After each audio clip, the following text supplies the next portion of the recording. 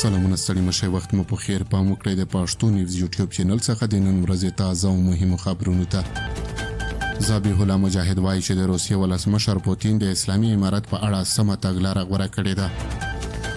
د افغانستان اسلامي امارت ویان ذبیح الله مجاهد وایي چې د روسیې ولسمشر ولادیمیر پوتین د طالبانو په اړه سمه او له حقیقتونو ډکه تګلاره غوره کړې ده.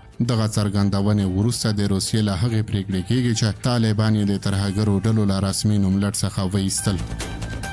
د افغانستان اسلامي امارت ویان ذبیح الله مجاهد دا خبرې د روسیې له دولتي خبري اژانس ټاس خبري اژانس سره په تازه مرکه کې کړي دي او ویلي دي چې د اسلامي امارت د فعالیتونو بندیز لغوه کول یو مهم پرمختګ دی. نوموړي هیله وښوده چې د اسلامي امارت او روسیې ترمنځ به په نږدې راتلونکي کې د اقتصادي او ډیپلوماتیکي اړیکې پراخې شي. نوموړي زیاته کړه چې روسیه او افغانستان به خامخا ښې اړیکې ولري. موږ هیله مند یو چې په اقتصادي او سیاسي برخو کې ګډ کار وشي. د دې پوښتنې په ځواب کې چې آیا د اسلامي امارت یو پلاوی به روسیې ته سفر وکړي، مجاهد وویل چې تر اوسه پرېکړه نه ده شوې، خو دا موضوع به ژر روښانه شي.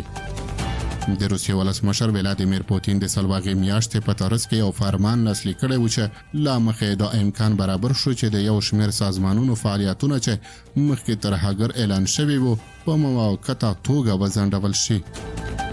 د روسیې ولسمشر ولادیمیر پوتین تیر کال ویلي و چې اسلامي امارت اوس د ترهګرو پر ضد جګړه کې د روسیې متحد ګڼل کېږي.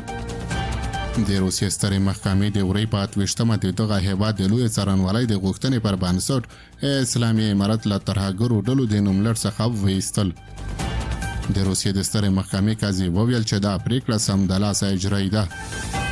له دې پریکړې وروسته د افغانستان اسلامي امارت د بهرنیو چارو وزارت وویل چې د روسیې سفیر له امیر خان متقي سره په لیدنه کې نوموړي ته په رسمي توګه خبر ورکړ چې طالبانو نور د روسیې د ترهګرو په ډله کې شامل نه دي.